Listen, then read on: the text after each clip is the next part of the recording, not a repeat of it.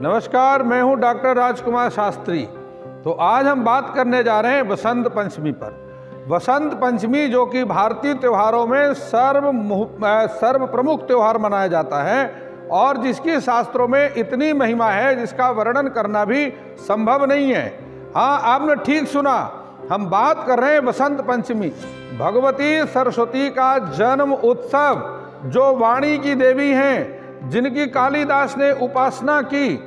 ऐसे भगवती जिनकी कृपा से कालिदास को वाणी की प्राप्ति हुई और स्वयं वेद व्यास जी ने जिनकी स्तुति की महाभारत की रचना से पहले, ऐसे भगवती सरस्वती की का जन्म उत्सव बसंत पंचमी के दिन मनाया जाता है। जिस प्रकार आप सभी लोग जानते हैं, बसंत पंचमी का त्योहार माघ मास की पंचमी की तिथि को मनाया जाता है। माघ मास की शुक्ल पक्ष की पंचमी तिथि को, और माघ मास के प्रथम शुक्ल पक्ष की प्रथमा तिथि से नवरात्रों का आरंभ होता है, जिनको गुप्त नवरात्र कहते हैं। शास्त्र के अनुसार प्रथमा तिथि से, माघ मास के शुक्ल पक्ष की प्रथमा तिथि से ही गुप्त नवरात्रों का आरंभ होता है और इसी दिन से वसंत ऋतु का आरंभ होता है।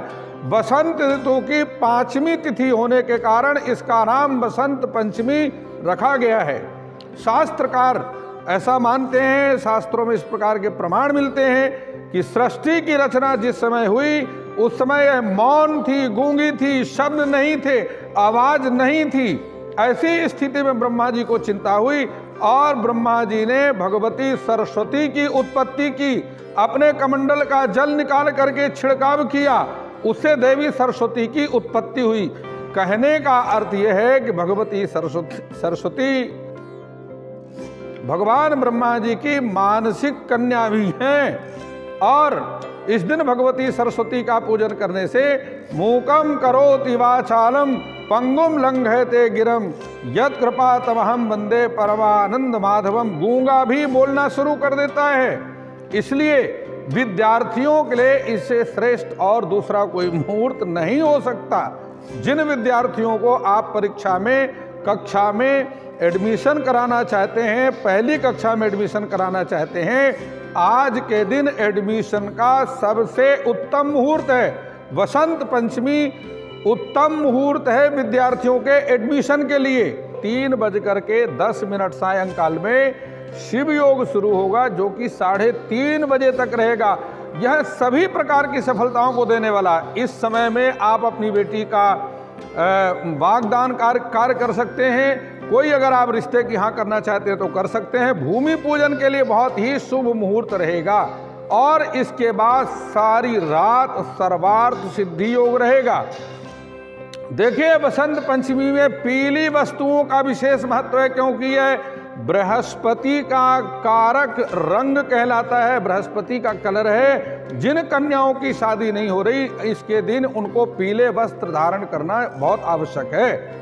और इसके साथ ही मैं आपको बता दूं, क्योंकि यह बृहस्पति का रंग है, बृहस्पति स्त्रियों का विवाह कारक ग्रह है। और सबसे बड़ी बात है कि इस वर्ष बृहस्पतिवार के दिन ही बसंत पंचमी का पढ़ना अपने आप में बहुत महत्वपूर्ण हो गया है। इसलिए इस दिन पीले वस्त्र धारण किए जाते हैं, पीली रंग की भोजन किए जाते हैं और पीली रंग की वस्तु देवी सरस्वती को भोग लगाई जाती हैं।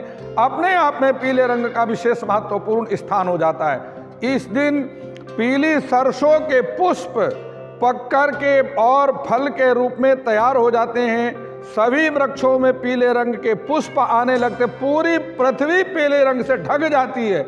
इसलिए बसंत पंचमी ऐसा मुहूर्त है जो कि वर्ष के 3.5 मुहूर्तों में अपने आप महत्वपूर्ण है। विवाह के लिए इससे श्रेष्ठ और दूसरा कोई मुहूर्त हो ही नहीं सकता है।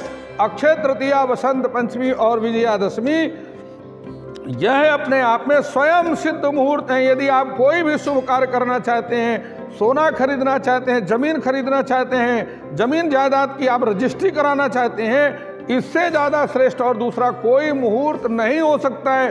तो आप भी इस पर्व को हर्षोल्लास के साथ मनाएं। ज्ञान के देवी माँ सरस्वती की आराधना पूरी करेगी माँ आपकी हर मनोकामना।